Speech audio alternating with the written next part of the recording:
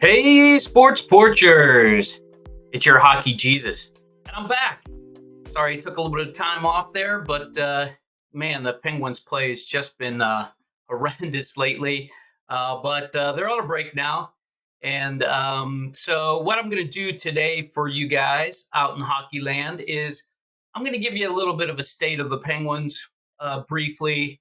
Going to look over the standings in both the Eastern and the Western Conference. Tell you what it's going to take for the Pittsburgh Penguins to get back in this thing. Although I think I've already told you that I've thrown in the towel, as they say in Pittsburgh. And yeah, and then we're going to do a little fournations review. Not too much, not too crazy. Just going to kind of give you the lay of the land with the lines and what I'm going to be looking for as I'm watching the fournations tournament as it starts tomorrow night, Wednesday night. So first, let's talk about the Pittsburgh Penguins. They've been so the Pittsburgh Penguins at the break are 23-34. They have 55 points and currently standing in second to last place in the Metropolitan Division. If you look at the schedule, if you look at the actual standings, and you know what, I'm just gonna pull them up here so we can talk about them as we go through this. If you look at the actual standings, they tell a different story. And this is why we do this, because I don't believe that when you look at the standings, you're looking at the real thing of what's going on. So here in the real standings, right here, let me pull it up for you. It shows that the Pittsburgh Penguins, right down here, Pittsburgh Penguins, 57 games played, 23, 25, and 9. Doesn't 23 and 25 sound like a much better record? The problem is the 9 only represents 1 point, and it's actually a loss. So that's why I always say 25 and 20, 23 and 34. That's where the Pittsburgh Penguins really are. And that's how you can know that the standings here just don't make sense, because if you look at it, you're like, oh, they're only 2 games away from 500. Well, no, they're not really.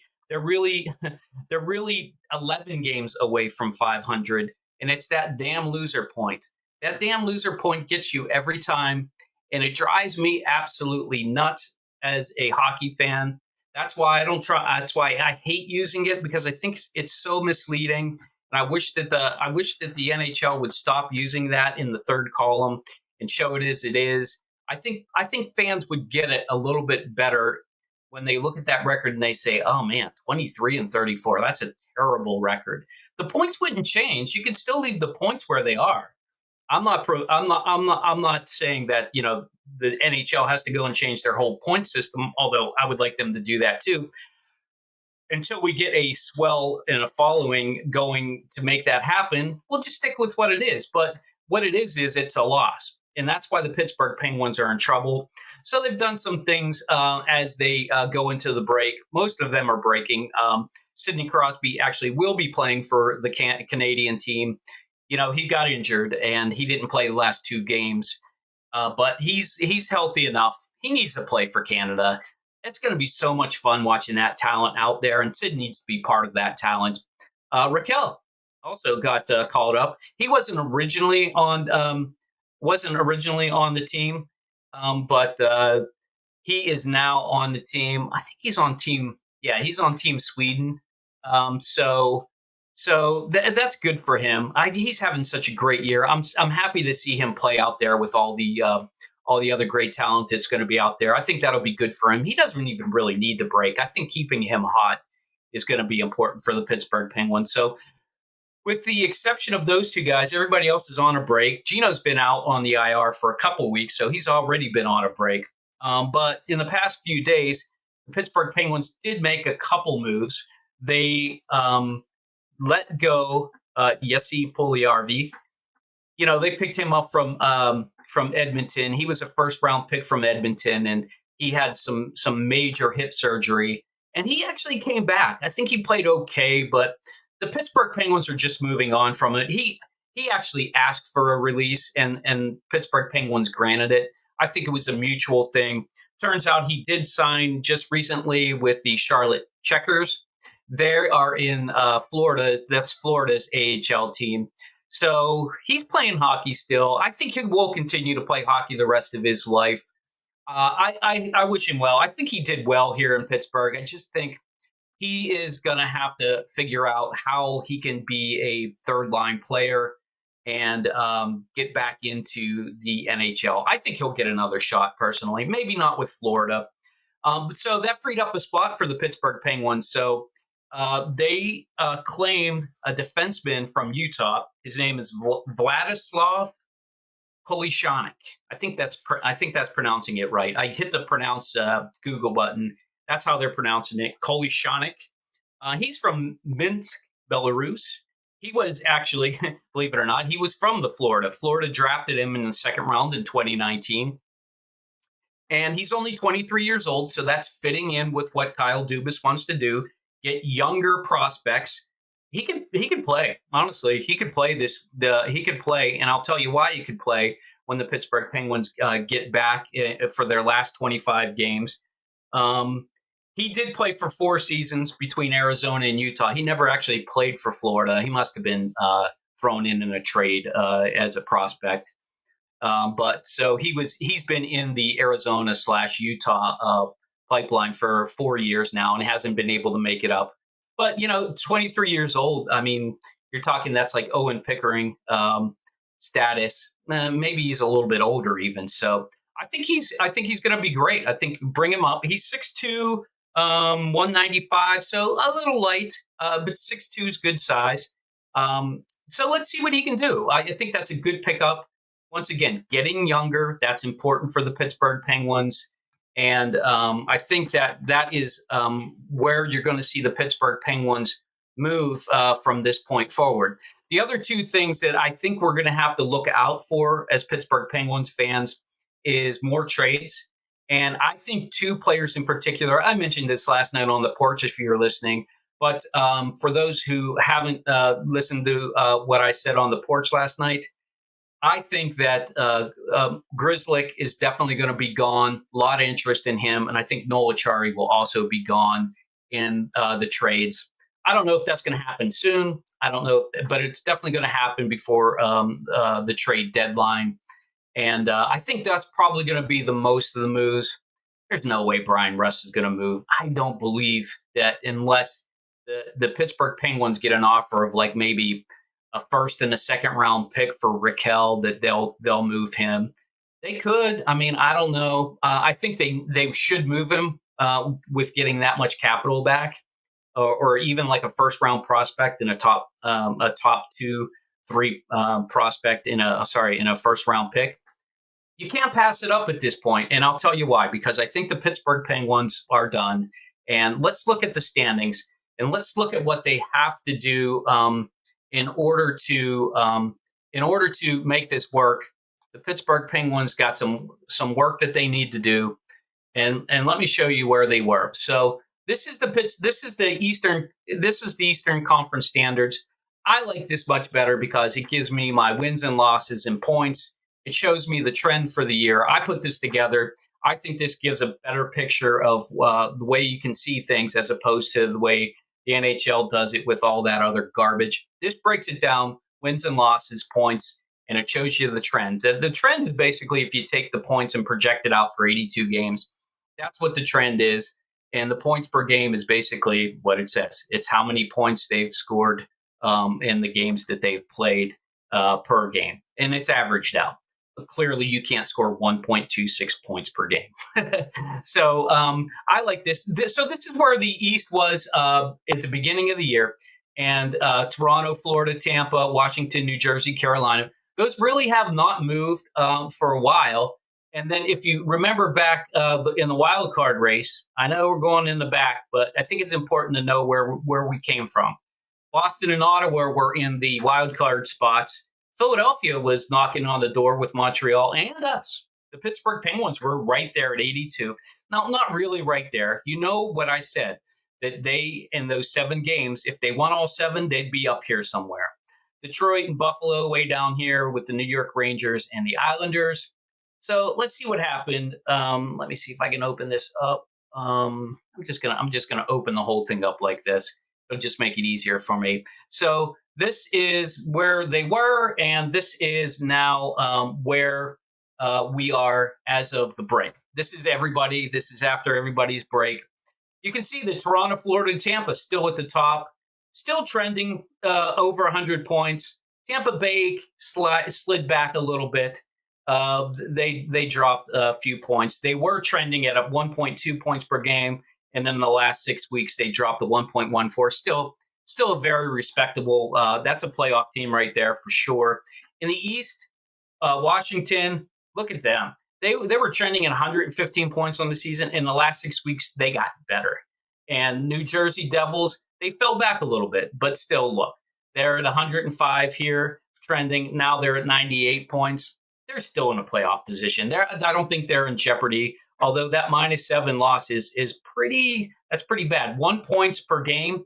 That's basically you're saying you're winning every other game. That's not good. That's not good. That's not a good trend. You have to be over 1. New Jersey's got to be careful here. They need to get back onto the winning track when they start play again. Carolina's doing just fine. 1.24 here, 1.26 here. They're a very steady team, a very good team.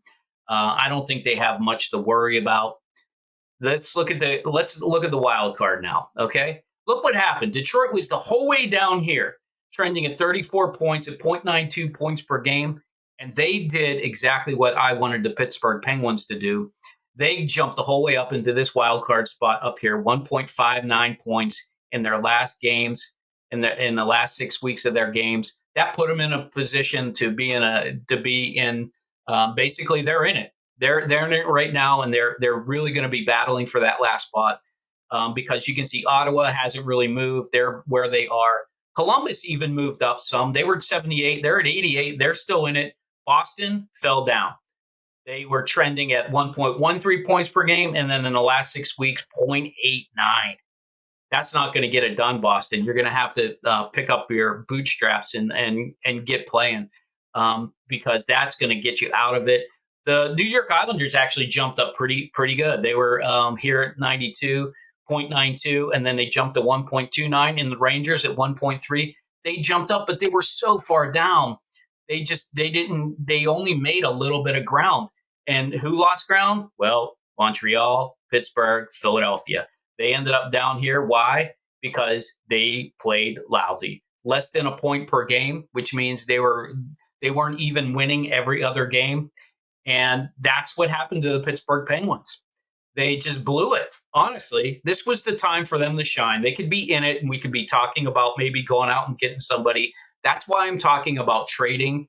That's why I think that's what happened to the Pittsburgh Penguins in the East. And it's unfortunate. Let's briefly look at the West, because I think the West, oh my goodness, that's way too big for you guys. There, that's pretty good right there. The West is pretty interesting. I'm just going to briefly touch upon it. Minnesota, Winnipeg, Dallas, they're all there. They're all there in the Central. And then in the Pacific, these guys are all the same. Vegas, the Kings, and Edmonton, all still here. What's interesting to note is the trend for all these teams are over 100 points.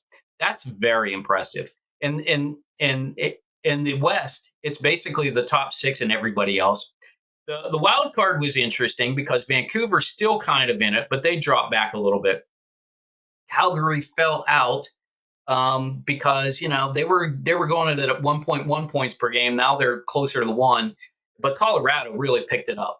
They were coming along here. They were at 1.13. They picked it up to 1.28. That's pretty good. That's where these teams are playing up here, 1.28, 1.31. You can see points per game. I think that's part of the reason Colorado is making a push for definitely the wild card. They could even push for that third playoff spot up there in the Pacific. We'll see what happens. Some of these other teams fell out. Interesting to note, I just have to note, because Anaheim right here, 74 points, they were killing it. They started playing at a 1.12 pace.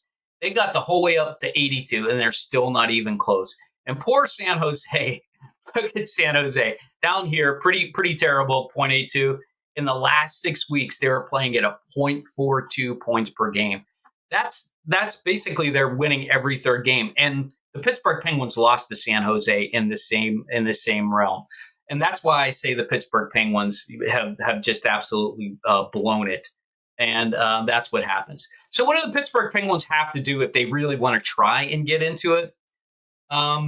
I put a realistic. So here's the Four Nations tournament. This is where we are now. They've got 25 games to play. I kind of put together what I think is going to happen. I think they're going to end up going somewhere about 13-12. That gets them a projected total of 81 points. That probably gets them a draft pick somewhere between 10 and 14, somewhere around there. If they do worse, which would probably be better if they go like 6-12, they're probably looking at a top 10 draft pick. They would have to go 20-5 if they wanted to really make a run at this. Let me beef this up a little bit so you can see a little bit better. They would have to go 20-5 the rest of the season, and to get the 95 points, which would get them there. That would absolutely get them into the playoffs. But that means they would have to, win these games. They would have to win at Washington. Well, let's just play the game. They'd have to win at Washington. Let's play it. Win at Philadelphia. Let's say they win at Toronto. Let's say they still lose in Colorado. Let's say that somehow they manage to sneak out a win at Las Vegas. And I think they'll lose probably one of those two games. So let's leave that one alone. They would have to beat the Devils. Okay. Now, if they're winning that, look at that. That basically means they're 1, 2, 3, 4, 5, 6, 7, 8, 9, 10, 11, 12. 12-2 at that point. And it gets them the 91 points. They would have to go 12-2 to get over 90 to be trending at that 90 point. I don't see how that's absolutely possible for them to go. They haven't had more than 3 wins in a row all season long. Who thinks that they're going to win 6 in a row here and then another 5 in a row down here? It just does. It's just not. It's illogical. Honestly, I love the Pittsburgh Penguins, but it's just illogical that they could actually get that done. So that's. I think that's the synopsis for the Pittsburgh Penguins.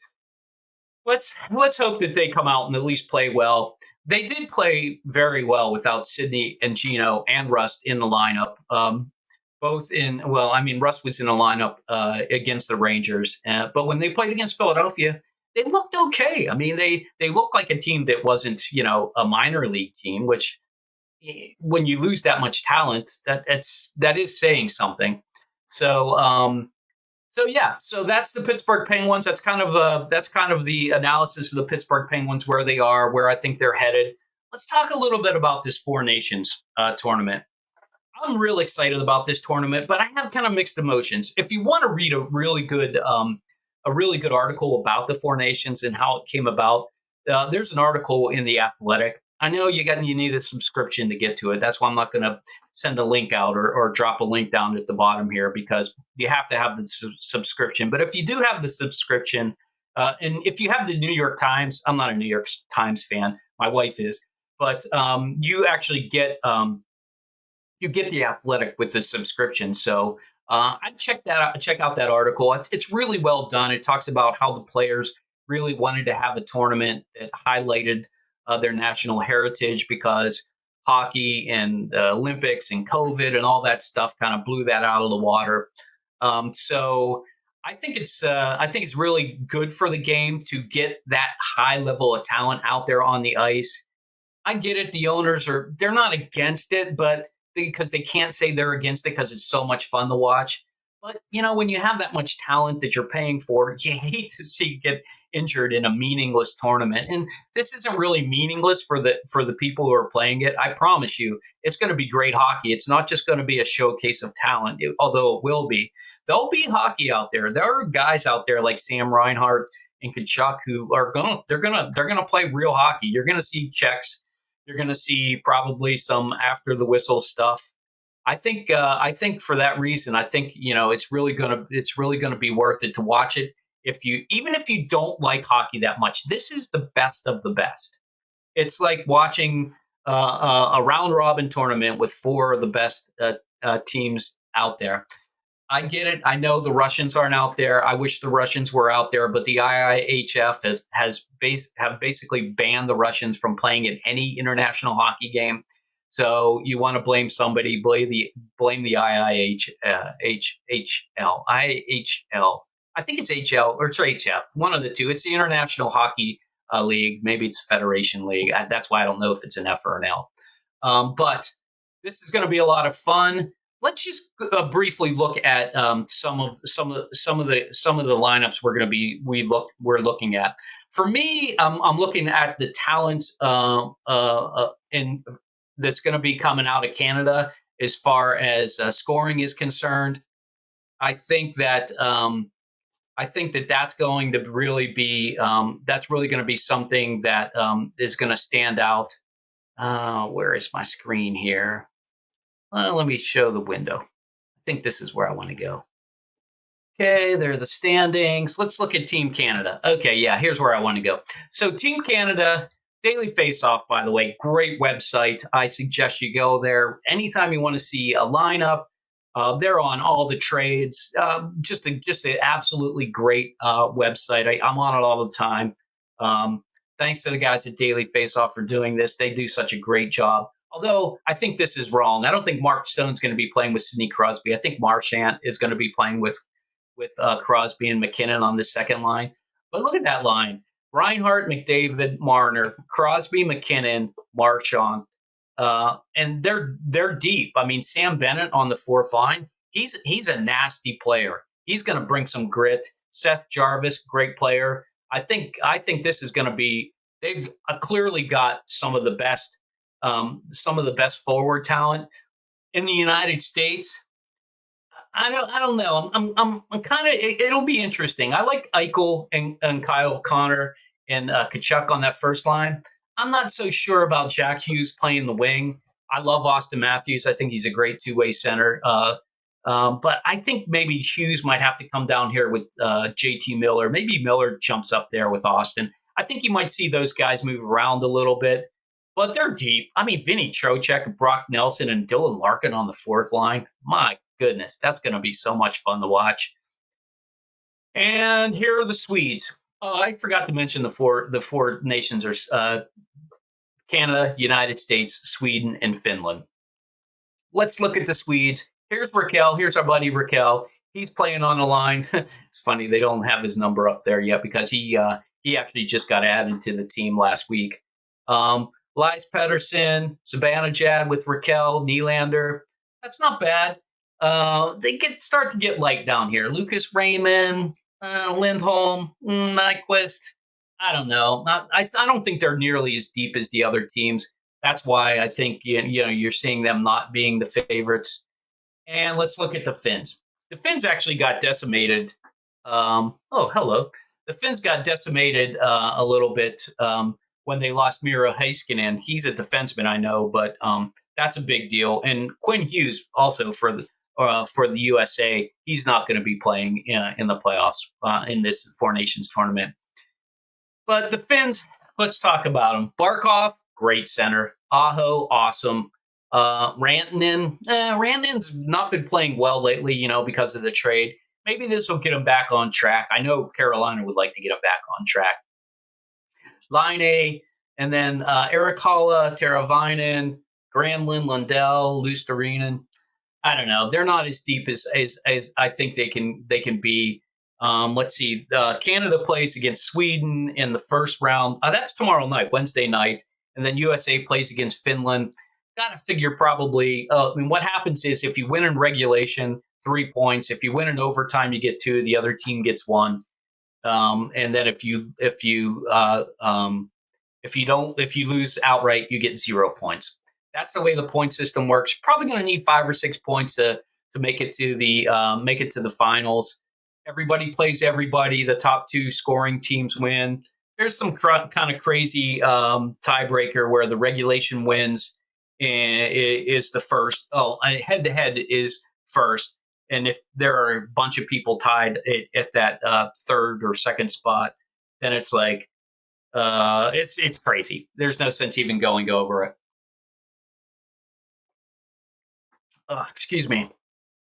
Okay, so that's kind of that's the talent. I think let's just look at the defense briefly. Defensive pairs. You got Kyle McCarr. My goodness. Morrissey, great. Dowdy on the third line. That's some pretty good defense there. Once again, the USA is missing Quinn Hughes here, so they got Adam Fox and Werenski. Brock Favorite, if you don't know who he is, playing for Minnesota, fantastic. Just an absolute phenom up there. Young kid. I love him a lot. McAvoy's having a pretty good year. Not bad, pretty good. I would give the edge, I don't know, I'd call that even. Defensive pairs for the Swedes. You got Hedman, awesome. Karlsson, you know how I feel about Karlsson. He can be good or he can be bad. I'm definitely going to be watching his play to see if the Penguins organization is holding him back, or if Karlsson really just has lost the step and doesn't have it.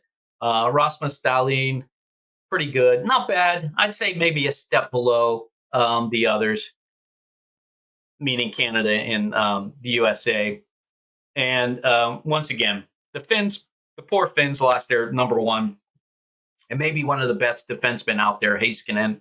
So they're really hurting. Olimata on the second pair. I don't even really know who Nicholas Matapalo is. My apologies to Nicholas. He's probably an excellent defenseman, but I don't think that. I think the Finns are really going to be in trouble against USA in the first game. And let's look at the last, which would be the goalies. We don't care about the penalty kill. So for Canada, this is their one suspect spot. Bennington is going to get the start over Aiden Hill. Oh, man, he's not had a great year. I think the goalie position, they're going to have to really rally, try and not let too many shots get through. I just don't like that. I think the USA has it up. Hellebuck's having a hell of a year, and Ottinger is your backup. My goodness, Canada is definitely second, at least, to the USA in that. Let's see what Sweden's goalie going to be. It's going to be Philip Gustafsson and Linus Ullmark. Not bad. I'd say as good as Canada.